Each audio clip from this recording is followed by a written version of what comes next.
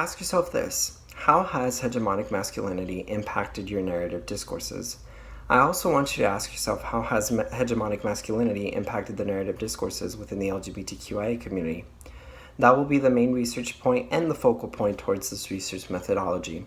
I will also be highlighting a point-by-point basis towards the main points that constitute this entire proposal. I do start off with the introduction and rationale, which is by Iguchi and Dunn, 2006, and 2010 as well. Iguchi helps sets the conceptualization and the notion of what is considered social and internalized homophobia, and Dunn helps sets the notion through a real-life example of the death of Matthew Shepard, who was brutally murdered due to identifying as a homosexual individual. Moreover, I do get into my actual literature review, where I actually conceptualize even further what is hegemonic masculinity through the definition of Donaldson, 1993. Donaldson as well helps set the notion as to why is hegemonic masculinity so prevalent within our societal narrative. I also do get into the actual paradigm of this actual study, which is a critical paradigm by McKinnon, 2006, who helps set the narrative that this is a Foucaultian perspective.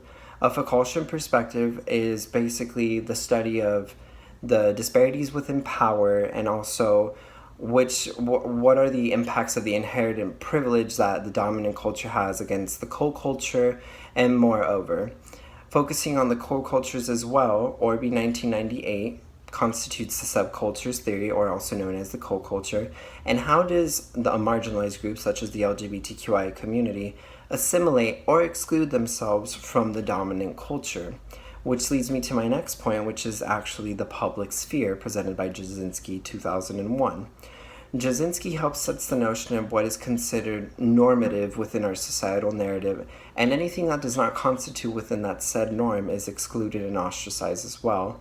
And by that point, I introduced the idea of intergroup hate speech by Bianchi, 2017, and what constitutes as hate speech amongst the intergroups and the dominant culture and so forth. And by this point, I actually list out every single subculture, the LGBTQIA community. How do they discuss amongst one another?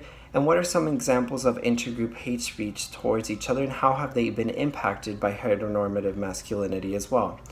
Just to name an example, by the lesbian community, Levi and Highstand, 2005, describe some of the identities or qualities within feminine and butch lesbian women.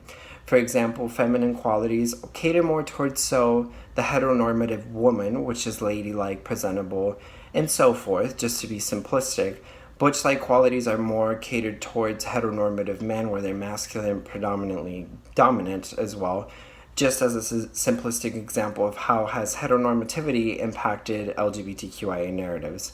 So I do go ahead and actually conceptualize all forms of subculture and how have they been impacted by said notion of the dominant culture. More so after that point, I introduced the counter-public sphere by Brouwer, 2006.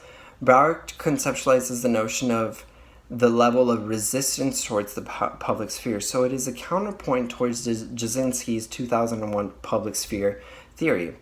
The counter-public sphere basically sets the notion of how is the marginalized community fighting back towards the public sphere, the general heteronormative community. And this gets into more so into the next point, as well as what are some of the resources and how are the marginalized groups navigating their everyday livelihood. And that's how I conclude my literature review, by constituting what is the typical life of a marginalized member look like for every single subculture. But this leads me to my next point as well, which is the methodology section.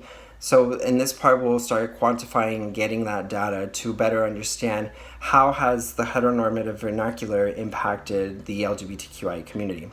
So in the methodology section, I will actually be doing a survey and an interview alike. The survey is going to use an IHS scale by Herrick, 1998. It's an internalized homophobia scale, which determines the level of comfortableness within one's own LGBTQI identity. It is a 9-part question scale with a Likert scale 1 to 7, strongly disagree, strongly agree. And I will also be using a linguistic inquiry and word count scale by Pennebaker, 2015. And in that case, that's where the interview part does kick in. In the interview portion, I will further study and transcribe what the individuals are saying to study the variables of authenticity, emotional tone, and clout when describing the other subcultures from subculture to subculture.